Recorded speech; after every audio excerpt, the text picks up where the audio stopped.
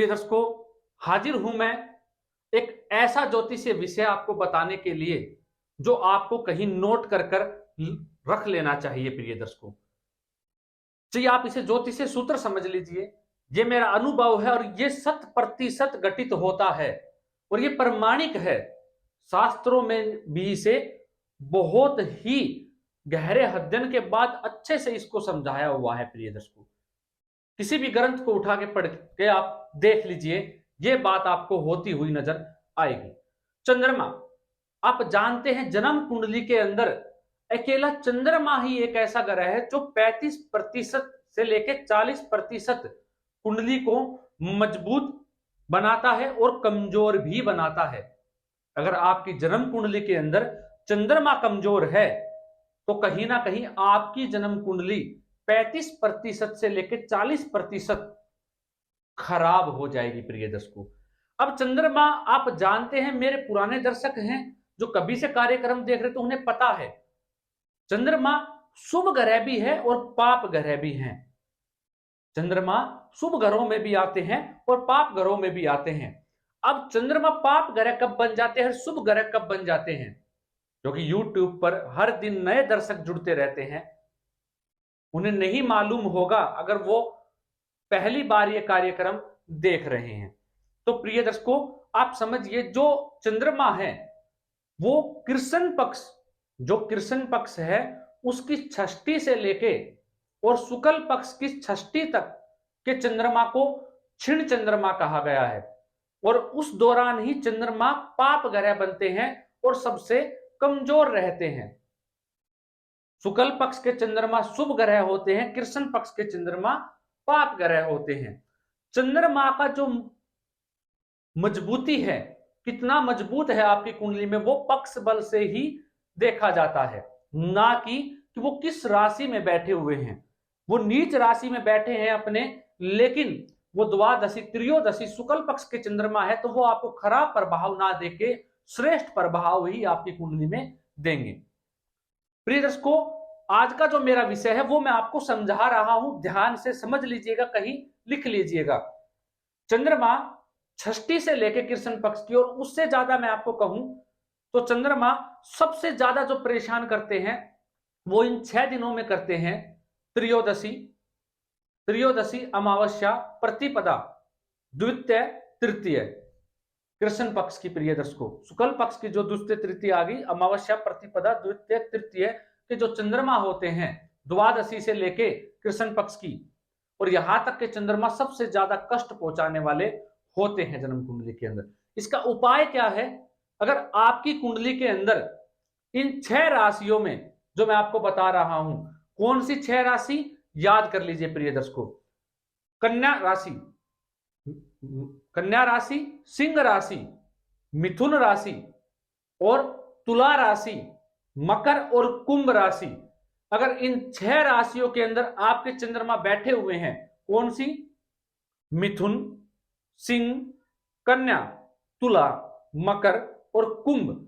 अगर इन 6 राशियों में आपके चंद्रमा हैं, कृष्ण पक्ष से के षष्ठी से लेके शुक्ल पक्ष की षष्ठी के बीच के बैठे हुए हैं, और उनमें भी जो मैंने आपको 6 दिन बताए उसमें आपके चंद्रमा है, तो ये चंद्रमा आपको जीवन में बेहद कष्ट देने वाले रहेंगे।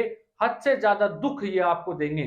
ऐसा जातक मानसिक अशांति सदैव उसके साथ बनी रहती है, मानसिक पीड़ा का शिकार रहता है, बेचैनी, मन शांत ना रह पाना, अपने हित करने के लिए अगले का अनहित कर देना, उसके मन में सदैव ये विचार उत्पन्न होना या उसकी सोच इस प्रकार की बन जाना। और प्रिय दर्शकों, जितने भी आपकी कुंडली, मैं ये नहीं कह रहा इस योग के चलते आपकी कुंडली में धन नहीं होगा, आपके पास संतान का सुख नहीं होगा, आपके पास भौतिक सुख सुविधाएं नहीं होंगी, होगी, मैं इसके लिए मना नहीं कर रहा, लेकिन ये चंद्रमा ही कारण बनेंगे। अगर आपकी कुंडली में गुरु ग्रह पीड़ित हो गए किसी प्रकार से, तो ये चंद्रमा ही कारण होंगे कि वो आपको संतान का सुख नहीं लेने देंगे, आपको संतान नहीं होगी। उसका कारण ये चंद्रमा ही होंगे गुरु के पीड़ित हो जाने से। धन नहीं होगा आपके पास।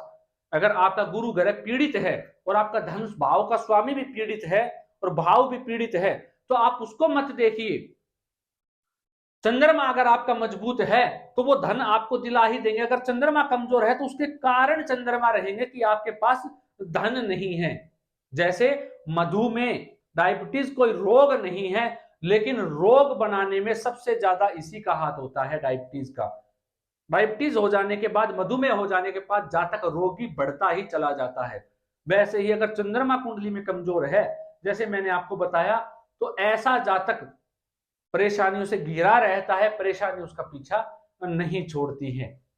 वहीं अगर शुक्र ही कमजोर हो जाए जन्म कुंडली के अंदर, शुक्र कमजोर हो जाए पुरुष की कुंडली में, तो वैवाहिक जीवन का सुख नहीं प्राप्त करने देता, भौतिक सुखों का सुख नहीं मिलने देगा, लग्जरियस वाहन प्राप्त नहीं कर पाएगा, ऐसा जातक ब्रांडेड कपड़े नहीं पहन पाएगा, यात्राएं नहीं कर पाएगा। अगर चंद्रमा क्षीण है, कमजोर है, जो मैंने आपको बताया। प्रिय दर्शकों, मानसिक अशांति और कुंडली के अंदर चीजों को बढ़ा देता है चंद्रमा। अब क्या करें अगर आपका चंद्रमा कमजोर है या इस राशियों में बैठा इस प्रकार की सिचुएशन है, कहीं पाप ग्रहों से भी दृष्ट हो जाए तो और ज्यादा पीड़ा देना शुरू कर देते हैं। जिसकी राशि में बैठा उसका स्वामी नीच का हो जाए, जो मैंने आपको ये 6 राशियां बताई, तो बेहद कष्ट ऐसे जातक को जीवन में मिलता है। ऐसे जातक को 11 पूर्णिमा के व्रत रखने चाहिए, रोजाना शिवलिंग पे दुर्ग से अभिषेक करना चाहिए। एक चांदी का कड़ा, एक चांदी का कड़ा जातक है तो दाहिने हाथ में पहने, स्त्री है तो भारी चांदी की पाजेव, पायल अपने पैरों में धारण करें। और दोनों जातक और जाति का जो उपाय कर सकते हैं वो करें।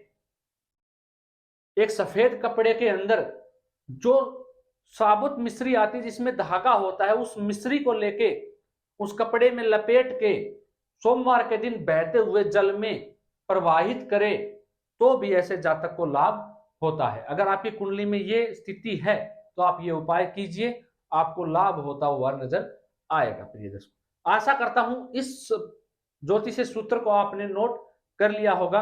अगर आपके कोई सवाल है तो आप मुझसे पूछ सकते हैं कमेंट के माध्यम से, या हमारे कार्यालय में संपर्क कर सकते हैं मुझसे। आज के लिए इतना ही, इजाजत दीजिए मुझे, मिलता हूं कोई नया और अद्भुत कार्यक्रम लेकर। नमस्कार।